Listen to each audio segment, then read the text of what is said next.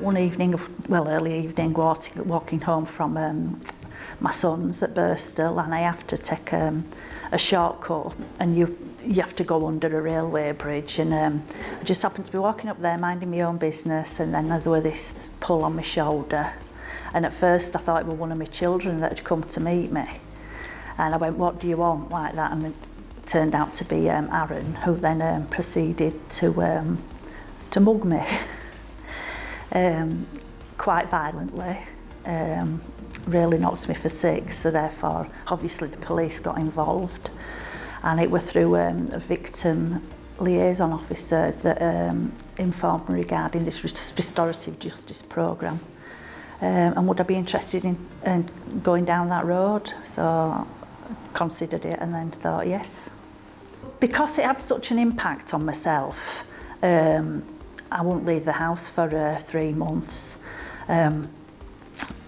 Mentally and physically not stable, and I thought I needed to kind of get some closure to it, and to get some answers why he'd actually done it and what had, caused him to just decide, mug me.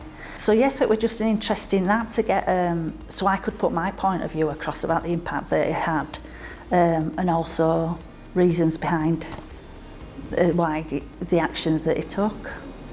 I just wanted answers really, because one of the things that really worried me was I was supposed to take my granddaughter with me that particular day, but she got invited to one of her friends' birthday parties, so she didn't. And I was always concerned that if I'd have had my granddaughter with me, would he still have approached me and mugged me? Because the impact on myself was terrible, and to think that what impact it would have had on my granddaughter, so I wanted that clearing up. Yeah, and just to let him know that, it's not acceptable what they do, but also wanting to know why, what triggered him off to do it. I'm a recovering alcoholic, and I'd been dry for some time. And the impact of the attack made me pick up again. So I was struggling mentally myself, and I needed to get that sorted out before I felt ready to broach Aaron about it. So that gives you plenty of time to reflect on other things as well. And it were another thing that I wanted Aaron to know, that the impact that it had, that I was struggling myself in recovery, and due to this I'd picked up again, and I wanted him to know that, that it ain't just like you mug 'em and off you pop with the stuff. It's not only myself it impacted, but it was my family as well. Through me picking up again, I lost contact with my children. They wouldn't let me see my grandchildren. So there were a lot of stuff, a really severe domino effect, should I say, really. And I wanted to get that across to him as well.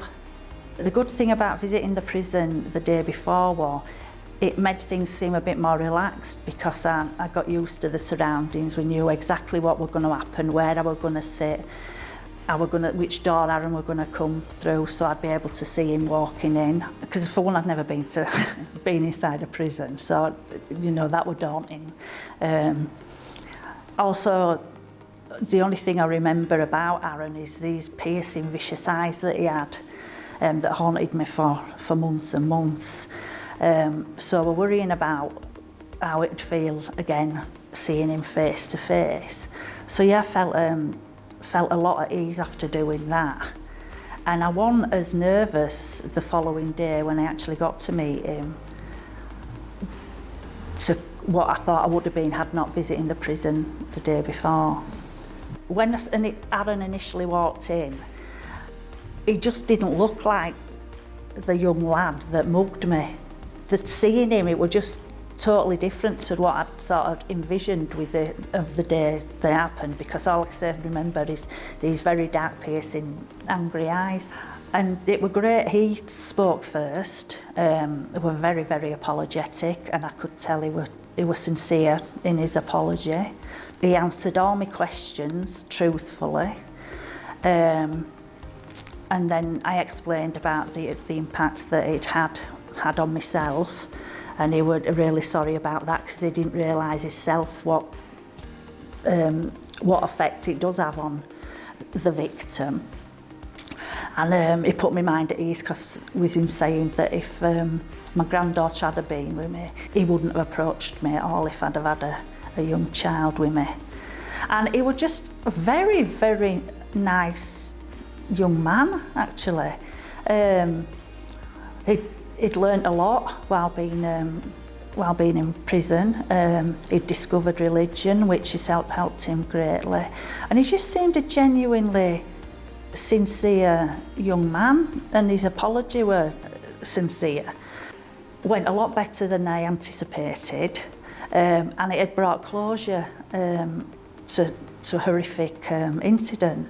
And I also asked him if I could possibly get an update as he goes on in his sentence, and what he would, if he were going to keep up with his recovery and his religion when he's released. So basically, something that I was kind of anxious about turned out to be just like having a cup of tea with a friend. At the end of it, we were talking about, I asked him what he got up to activity-wise and work-wise, what they do in prison, and he were forthcoming and telling me. He even swapped a few cheesecake recipes. If you have the opportunity to do it, then do it, because I know it works greatly for myself. Because I think it answers a lot of your questions. I mean, as a victim, all sorts goes through your mind, and to put closure onto something that horrific that's happened, I think, it's a must. And also to hear, if they are actually sorry, and genuinely sorry, and have genuinely done something about bettering themselves. So yeah, I'd thoroughly recommend it. Don't be frightened. If the opportunity arises and your victim liaison officer suggests it, then definitely look into it. You can't lose anything really, can you?